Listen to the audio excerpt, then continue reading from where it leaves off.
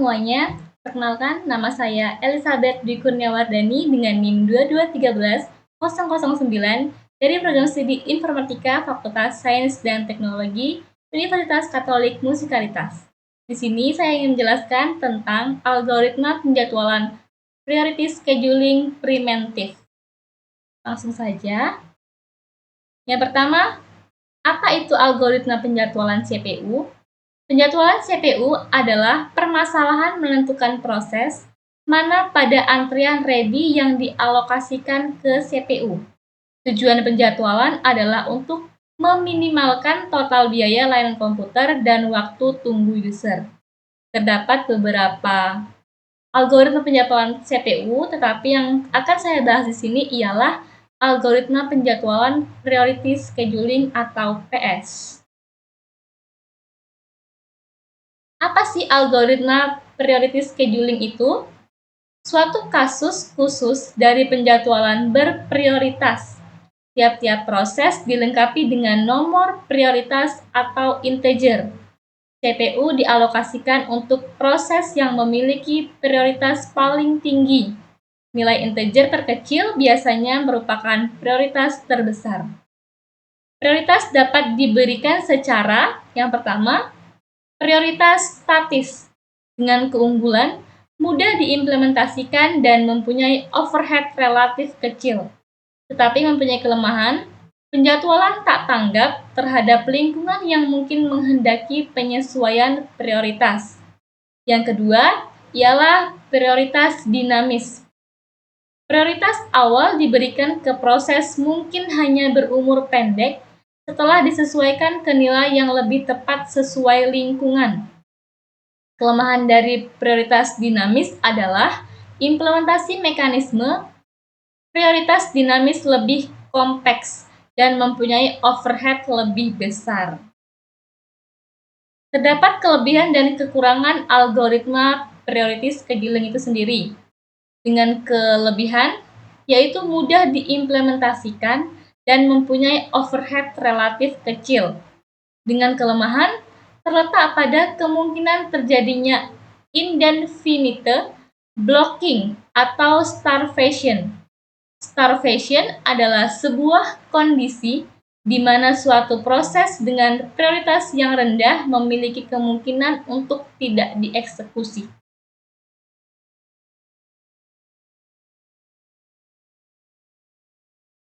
Priority scheduling preemptive sendiri ialah melakukan proses yang memiliki prioritas tertinggi. Setiap proses memiliki prioritasnya masing-masing, dan jika prioritasnya sama, maka ditentukan dari burst time yang lebih kecil. Supaya lebih jelas lagi, kita langsung ke contoh soal.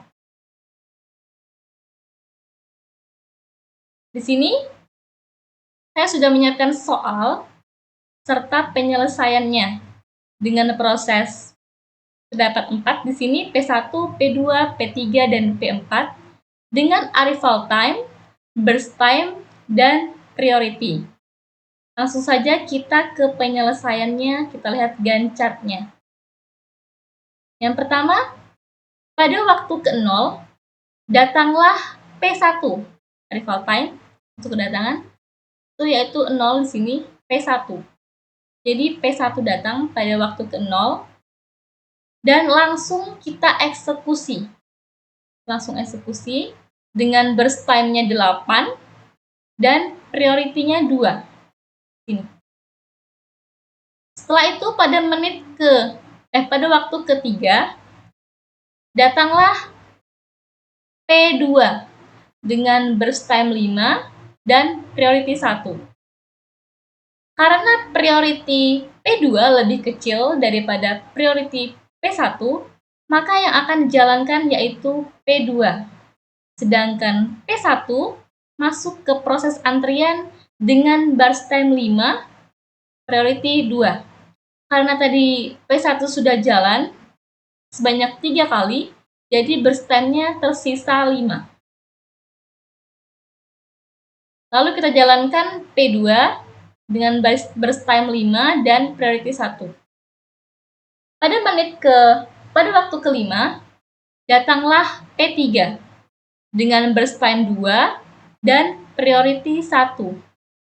Karena priority P2 lebih kecil daripada priority P1 ataupun P3, maka P2 tetap dijalankan dan P1 dan P3 masuk ke proses antrian. Pada waktu ke-6, datanglah P4 dengan burst time 6 dan priority 1. Di sini terdapat kesamaan priority antara P2 dan P4.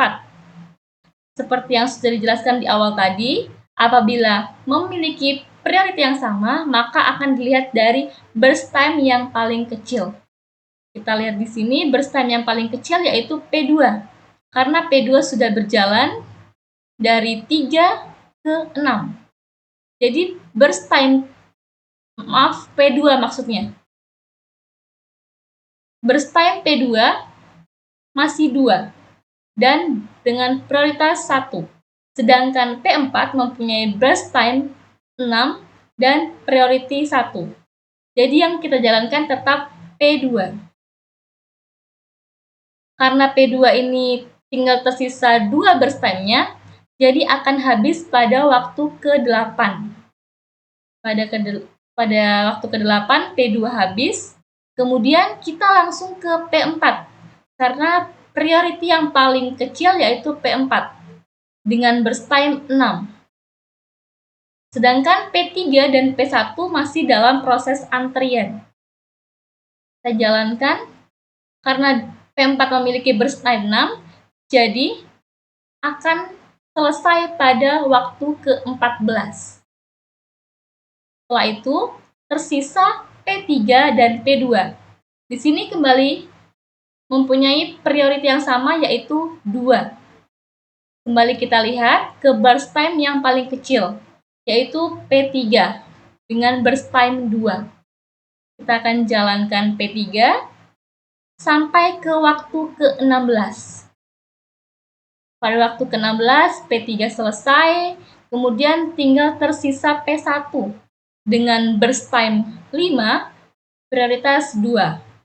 Jadi P1 akan selesai pada waktu ke-21.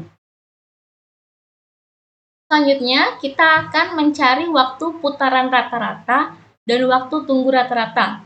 Dengan 2 rumus di sini, yang pertama kita mencari turnaround time-nya dengan rumus exit time dikurang arrival time. Yang kedua ada waiting time, turnaround time dikurang burst time. Sini kita membuat tabel, kita masukkan exit time P1, P2, P3, P4. Exit time ini diperoleh dari hasil Gantt chart kita tadi, yaitu P1 selesai pada waktu ke-21.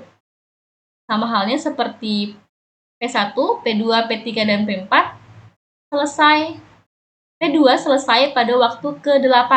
Karena P2 itu berjalan dari sini langsung, dari waktu ke-3 sampai waktu ke-8. Jadi dia selesai di waktu ke-8. P3 dengan exit time 16 di sini. Dan P4 selesai pada exit time pada waktu ke-14. Jadi langsung saja kita masukkan ke rumus tadi untuk mencari turnaround time. Exit time dikurang arrival time. Arrival time ini kita dapat dari soal ya, arrival time ini. Nah, yang P1, exit time-nya 21 dikurang arrival time-nya 0. Jadi 21 dikurang 0 sama dengan 21. Sama juga P2, P3, P4 seperti itu. Dan untuk mencari waiting time-nya, ini ada rumus turnaround time dikurang burst time. Burst time juga kita dapat dari soal tadi di sini. Dan turnaround time-nya yang sudah kita cari di sini. Jadi untuk P1-nya turnaround time 21 dikurang burst time P1-nya 8. Jadi 21 dikurang 8 ialah 13. Sama juga P2, P3, P4 seperti itu. Dan untuk mencari waktu putaran rata-rata, yaitu hasil dari around time, ini turn around time, 21 ditambah 5 ditambah 4 ditambah 8 dibagi dengan jumlah prosesnya, yaitu 4.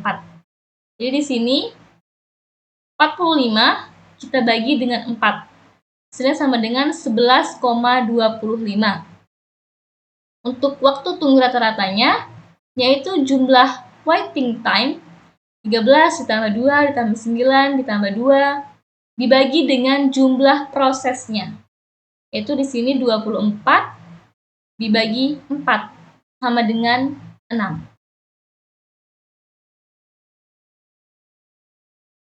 Jadi yang terakhir kesimpulannya yaitu algoritma priority scheduling preventif adalah sebuah metode penjadwalan dalam sistem operasi yang memberikan prioritas tinggi kepada proses dengan prioritas tertinggi. Dalam algoritma ini, setiap proses memiliki prioritas yang ditentukan, dan proses yang memiliki prioritas tertinggi akan dieksekusi terlebih dahulu. Setiap proses diberi prioritas tertentu. Sekian penjelasan dari saya. Sekian, terima kasih.